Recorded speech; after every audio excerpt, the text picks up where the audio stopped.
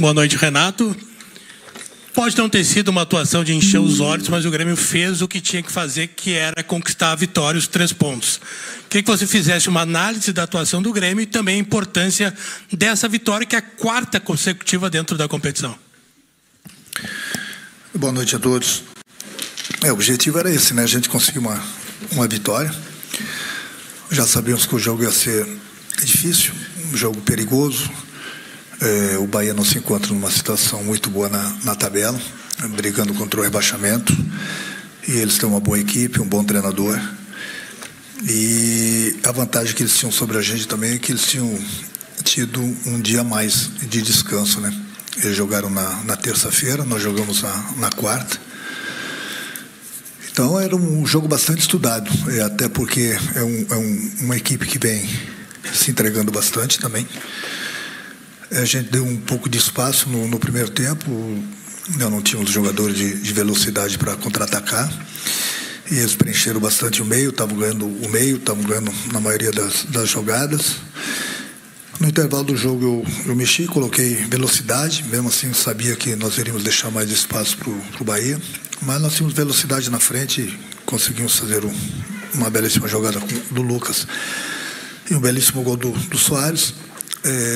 Onde o jogo foi bastante truncado, bastante difícil. O Bahia teve bem na partida, mas o nosso objetivo, como falei, era conseguirmos a vitória.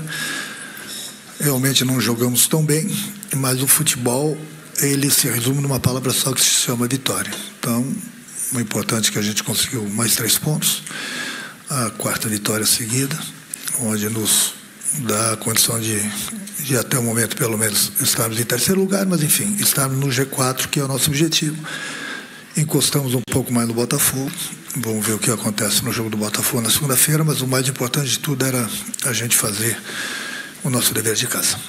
Renato, durante toda a temporada você citou muito as dificuldades do Grêmio, né? Principalmente financeiras, de investimentos, de montagem desse grupo. Mas agora, Renato, o Grêmio vence a 4ª seguida e é o 3º colocado do Campeonato Brasileiro. Claro que tem jogos ainda a acontecer do Botafogo e também do Bragantino. Mas é possível, Renato, o torcedor sonhar com esse título do Campeonato Brasileiro? Você acredita que o Grêmio está nessa briga pelo título e tem algo que impede o torcedor de acreditar? Não, acreditar, a gente tem que acreditar. Lógico que eu acredito. Hoje nós estamos a 3 pontos do Botafogo, né? Eu sei que o Botafogo tem jogos a menos, mas ele precisa ganhar. Mas o que eu falei no início da entrevista, o importante era a gente fazer o nosso dever de casa. A gente fez, vamos ver o que vai acontecer. Eles torcem contra a gente tem que torcer contra eles também. Vamos ver o que vai acontecer no jogo deles na segunda-feira contra o Vasco. Mantivemos o nosso sonho ainda vivo. Enquanto houver chance matemática, é lógico que a gente tem que pensar no título. Eu acho que o torcedor também. Mas é difícil, sim, é difícil, mas nada impossível. O importante é a gente continuar vencendo jogos e ver o que acontece nos jogos, principalmente do Botafogo, para ver o que acontece, até porque nós temos um confronto direto com eles na próxima quinta-feira. Renato, eu gostaria de falar com você sobre as suas estratégias e principalmente do jogo de hoje, né? Quando você começa o jogo com um esquema, com 3 zagueiros, você coloca aí que não colocou velocidade no início e acabou, de certa forma, cedendo também um pouco de espaço, colocou a velocidade depois, quando o Grêmio constrói o resultado, e depois você segura um pouco mais de novo quando o Bahia vai para cima. Riscos calculados, como é que você está definindo isso para cada partida? Porque você vem modificando ao longo dos jogos, você vem mexendo bastante. São riscos calculados, são estratégias que você monta pelas circunstâncias do jogo. Como eu queria que você falasse sobre isso, por favor. Riscos calculados, a estratégia do jogo e riscos calculados. Não tem outra coisa, eu vou explicar por quê. Tem um jogo a cada 3 dias praticamente. O jogador, ele é ser humano, ele precisa do descanso. E se você colocar sempre a mesma equipe em campo, você não vai ter a condição física desses jogadores, porque eles vão cansar, e você vai perder jogadores por lesão. O PP, por exemplo, nesse jogo ele não iria jogar, porque ele estava no limite. A mesma coisa do Vila Sante, os dois principalmente ali no meio. Infelizmente o PP machucou justamente por isso. por jogar várias partidas seguidas. Então, no momento que eu mudo os jogadores, o que eu faço? Eu tenho que colocar sangue novo no time, mesmo mudando o esquema, para que a gente possa aguentar o adversário também, porque o adversário também faz bastante mudança.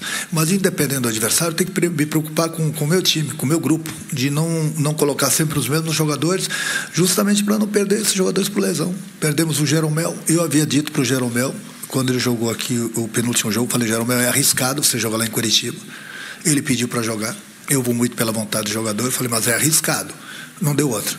Se lesionou. Mesma coisa do PP. Eu falei, hoje você vai jogar, provavelmente no outro jogo eu vou te segurar. Infelizmente ele machucou.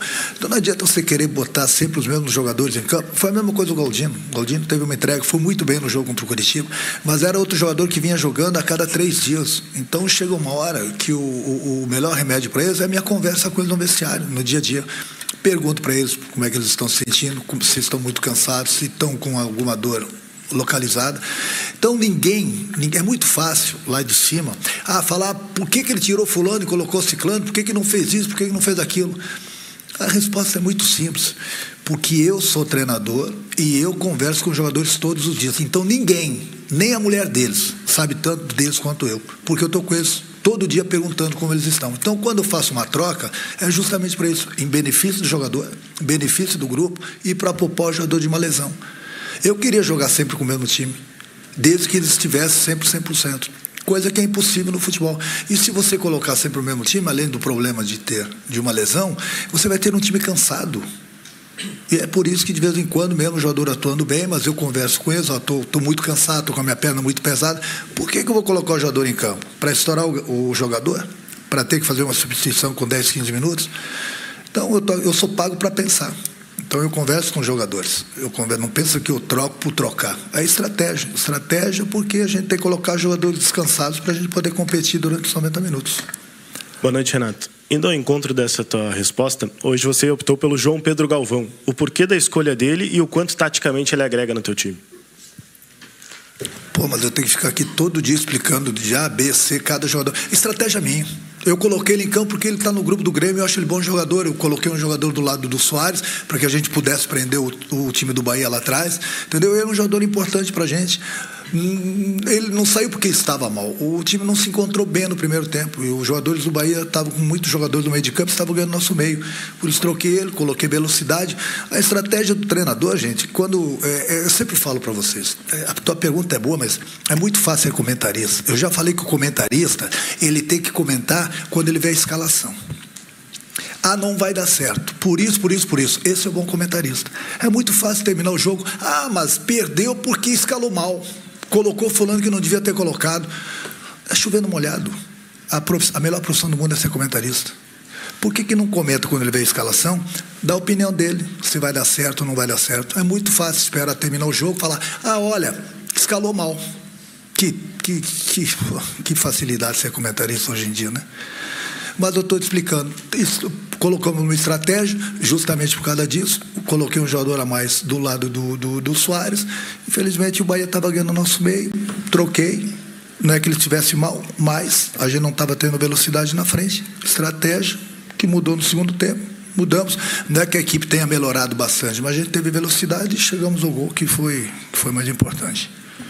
Agora, Renato, um jogador que vem atuando em praticamente todos os jogos e resolvendo, diga-se de passagem, é o Luis Soares. O quanto esse desgaste relatado por ti vem afetando o Soares, e a torcida terminou o jogo cantando "Fica Soares". Pela tua experiência, pelo teu conhecimento sobre ele principalmente, o torcedor pode alimentar alguma esperança de ter o Luis Soares no ano que vem? O Soares joga todo jogo porque ele é fominha, porque a gente precisa dele.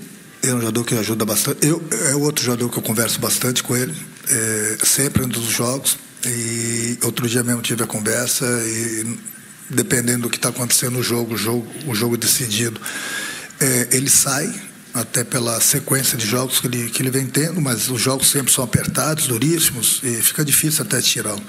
O jogo estava duro, mas a sequência de jogos ele jogou praticamente 90 minutos, correu bastante contra o Curitiba. Resolvi tirá-lo hoje até para fortalecer um pouco mais a marcação, colocando outro zagueiro, que o Bahia estava com um time muito alto, muitas bolas na nossa área. Enfim, final de jogo. A única pessoa que pode responder seria o Soares. Eu já falei antes do jogo hoje na entrevista para um companheiro de vocês da televisão, não adianta ficar iludindo o torcedor. Na minha opinião, ele não vai ficar. Não que a gente não queira, entendeu? É dele. Ele provavelmente já tem um contrato lá fora, então todos nós, o nosso desejo é o desejo do nosso torcedor, que ele ficasse. Mas ele não vai ficar. Não vai ficar. Eu não acredito que ele fique. Só se acontecer um milagre. E eu não vou apostar no milagre. E eu não vou ficar iludindo o nosso torcedor. Todo mundo queria ele. Mas ele tomou uma decisão que eles se acertaram que ele se acertou com o presidente, com a diretoria lá atrás. Então não vou ficar iludindo o nosso torcedor. A verdade é o seguinte, se ele ficar é um milagre. E esse milagre só pode partir dele.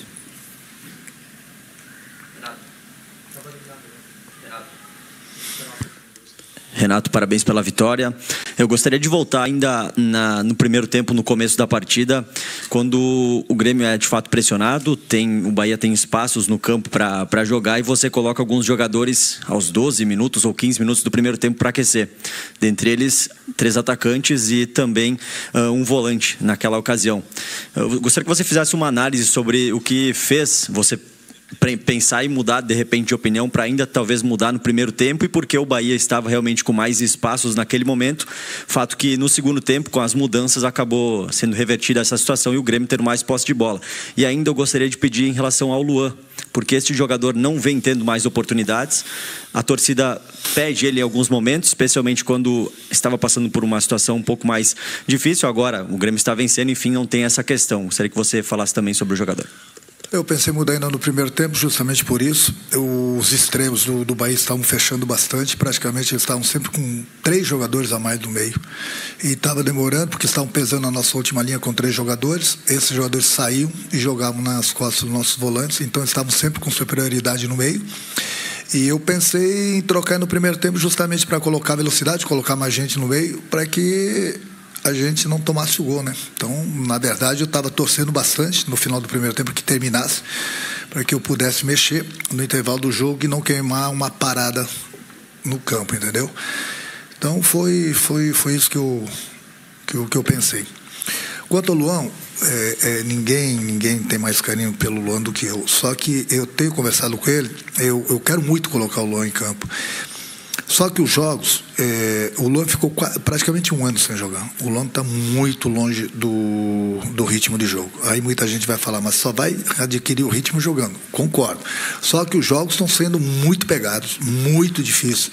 E eu colocar o Luan nessa situação de estar totalmente sem ritmo de jogo, às vezes eu vou ter um jogador a menos dentro do campo. Ele não vai deixar de correr, porque é dele. Mas, entendeu? Se um jogo de repente tiver decidido, é outra coisa. Num jogo como esse, pegado, onde a gente não pode dar espaço para o adversário, tem que evitar o contra-ataque, colocar ele numa situação dessa fica um pouco difícil. Não que daqui a pouco ele não esteja jogando, entendeu? Mas na hora certa ele vai ter as oportunidades dele, até porque ele tem treinado bastante, tem se dedicado, e ele não desaprendeu a jogar. É simplesmente isso. Não é um jogador que está voltando 2, 3, 4 semanas sem jogar, entendeu? Ele vem de 1 ano, e não é 1 ano sem jogar, é 1 ano praticamente em 8, 9 meses sem tocar na bola. Então tem que ter muito cuidado para não expor o jogador, entendeu? Ele mal, e daqui a pouco ele sofreu uma lesão ou mesmo prejudicar o nosso time numa situação que os jogos têm sido muito difíceis, tanto aqui como fora. Daqui a pouco, se tiver um jogo melhor pra gente, um jogo praticamente decidido, eu vou pensar direitinho em colocá-lo, porque a gente sabe do potencial do Luan. Renato, boa noite. Boa noite. Eu ia te perguntar sobre o Luizito Soares, mas o Rodrigo na minha frente que perguntou, então eu vou perguntar de outra permanência, a sua permanência. Você já deu uma entrevista aqui, nesse mesmo lugar, você deixou meio no ar, quem tiver no comando ano que vem, é problema de quem tiver no comando. Uma outra ocasião, você já fez planos para 2024 como treinador do Grêmio. Qual é a situação nesse momento? Qual é o seu pensamento em relação a 2024 do Grêmio? E se você me permite, só, Igor, rapidamente, um clube que você tem muita identificação, você foi jogador e treinador, hoje conquistou a Libertadores da América, conquistou a América, um gosto que você conhece tão bem. Você pode falar alguma coisa para o Fluminense, torcedor do Fluminense, que eu sei que você não viu o final do jogo, mas hoje esse clube conquistou a América, como você também já conquistou 2 vezes. Sim, dá os parabéns, né? Até porque é um clube que eu tenho um carinho muito grande pelo clube, pela torcida. Estive lá como jogador, como treinador. Ganhei como jogador, ganhei como treinador.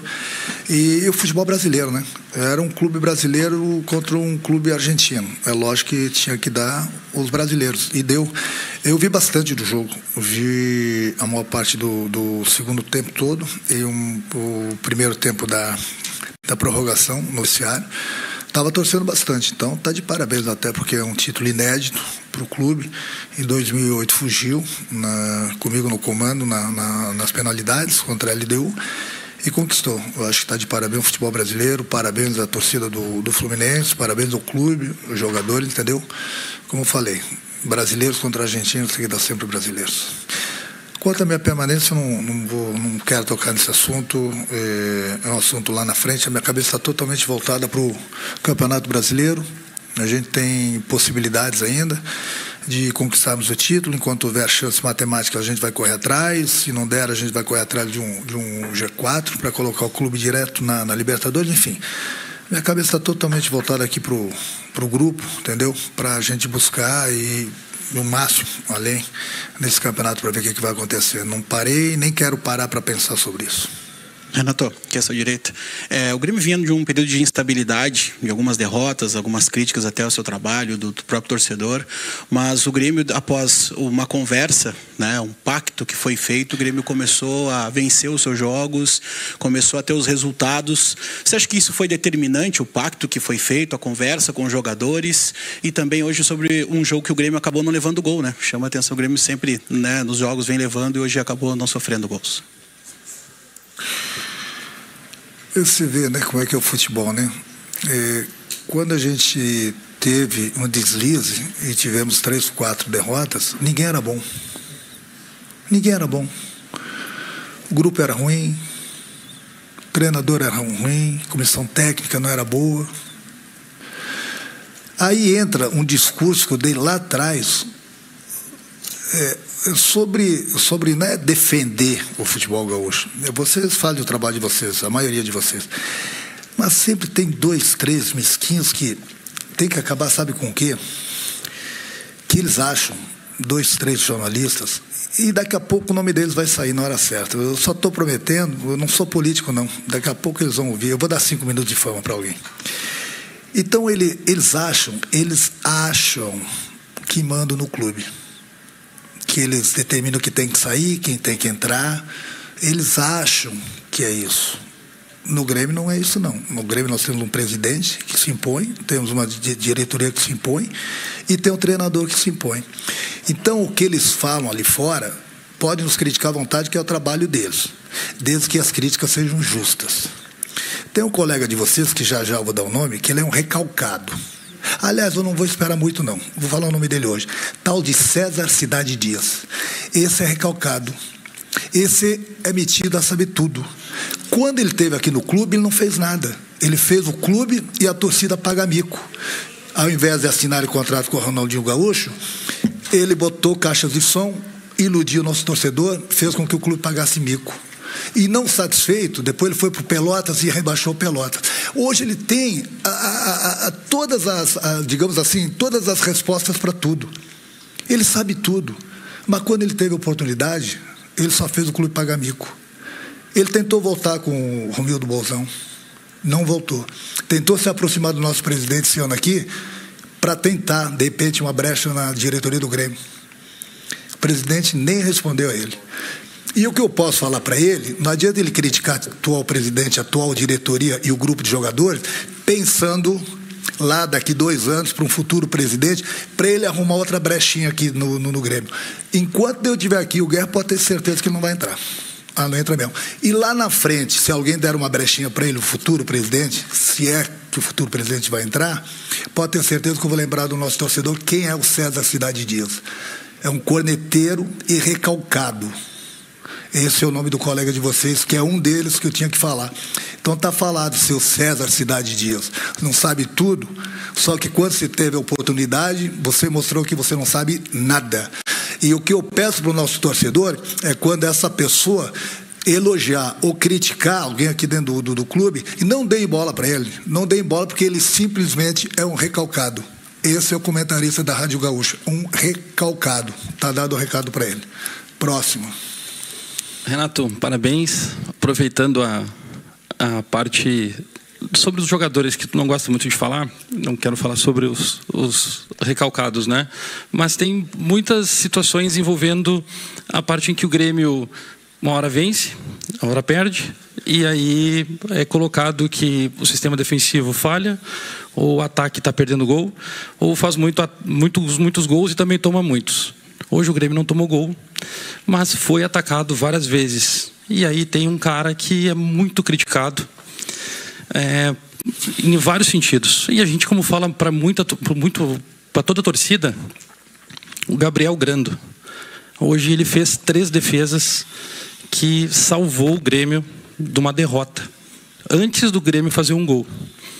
O que tu pode falar do goleiro para toda a torcida gremista? Obrigado. O que eu posso falar do Chapecó, do Grande, é que ele é um grande goleiro, por isso que ele está jogando. Ele tem toda a confiança do treinador, tem confiança da diretoria, do presidente e do grupo. Qual o goleiro que não falha?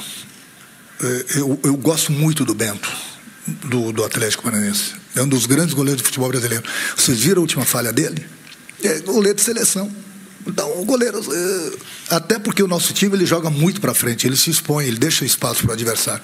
E hoje, graças a Deus, o Bahia criou, mas o Grêmio estava lá, fez grandes defesas. Então, a gente trabalha sempre para que a gente não tome gol. Mas hoje, novamente, o Grêmio, juntamente com o Palmeiras, tem o melhor ataque do Campeonato Brasileiro. O Grêmio é o melhor mandante. Mas isso vocês não falam, né? Não lembram. O Grêmio é o melhor mandante. Eu estou fazendo um trabalhinho de vocês, calma. O torcedor tem que saber que não é eu tenho que falar, mas é o trabalho de vocês. Ninguém fala que o Grêmio tem a melhor campanha em casa, né? É o melhor mandante, o Grêmio. Pois é. É o que a gente vai fazer, né? A gente tá aí, a gente trabalha, sempre buscando o melhor para o clube. A gente vai ter nossos deslizes, como a gente teve, como todos os clubes tiveram, o líder do campeonato teve os deslizes também. O Grêmio não pode ter. Aí quando o Grêmio tem, ninguém presta. Mas a gente sabe por quê. A gente sabe, os coleguinhas de vocês, por que eles gostam de criticar muito o Grêmio. Importante a gente continuar trabalhando, buscando as vitórias e ver o que vai acontecer nesse final de campeonato. Renato, parabéns pela vitória, em primeiro lugar. A gente tem visto alguns clubes, né, fazendo investimentos diferentes, né? Alguns clubes crescendo dentro do futebol brasileiro. Em especial esses clubes que têm uma administração um pouco diferente também de SAF, como o próprio Botafogo, a gente vê também aí o Bragantino. E esses times não têm jogadores assim que a gente olhe para o papel e diga, olha, esse time aqui pode ser campeão brasileiro. No entanto, está acontecendo. Tu acha que está acontecendo um movimento diferente no futebol que nós, né, que estamos de fora, diferente de vocês que trabalham no meio, ainda não percebemos o que pode ser feito com esses times? Porque se for pegar hoje, até o próprio Bahia mesmo, um time que está hoje, né, numa situação difícil, tem uma boa administração, um time que vende muito caro, né, os seus jogos. Está acontecendo um movimento diferente no futebol brasileiro que nós aqui de fora não conseguimos enxergar, de uma qualidade diferente desses times que na teoria eram menores, estão crescendo? Bom, muita gente achava que o Grêmio ia brigar para não cair esse ano. O Grêmio também, porque você não citou o Grêmio também está brigando pelo título. Mas esses clubes, com dinheiro é mole. Você vai no supermercado com dinheiro, se compra camarão, lagosta, você compra. Você vai duro, você vai comprar arroz, feijão, com todo o respeito, entendeu? Esses clubes com a SAF é mole. O presidente assumiu o clube esse ano com dificuldade financeira muito grande. E mesmo assim, olha o ano do Grêmio. Olha o ano do Grêmio, entendeu? Então, com todas as nossas dificuldades, sem uma SAF, entendeu? Que eu não tenho nada contra a SAF, mas eu digo, sem uma SAF, o Grêmio está brigando lá em cima. Esses clubes também são grandes. Mas fazer o quê? A gente sempre trabalha para buscar o melhor para o clube. E esse ano aqui, eu volto a repetir, tem sido maravilhoso para o Grêmio por todas as dificuldades que a gente passou. Vindo numa segunda divisão, inclusive os 3 times que subiram o ano passado junto com o Grêmio, Cruzeiro, Vasco e Bahia. Os 3 times estão brigando contra o rebaixamento. E os 3 clubes têm SAF. O Grêmio não tem. Então, por que você não fala assim? parabéns ao trabalho de todo mundo aqui no Grêmio. Vocês não dão, eu dou parabéns, torcida gremista, pra gente. Uma boa noite. Qual?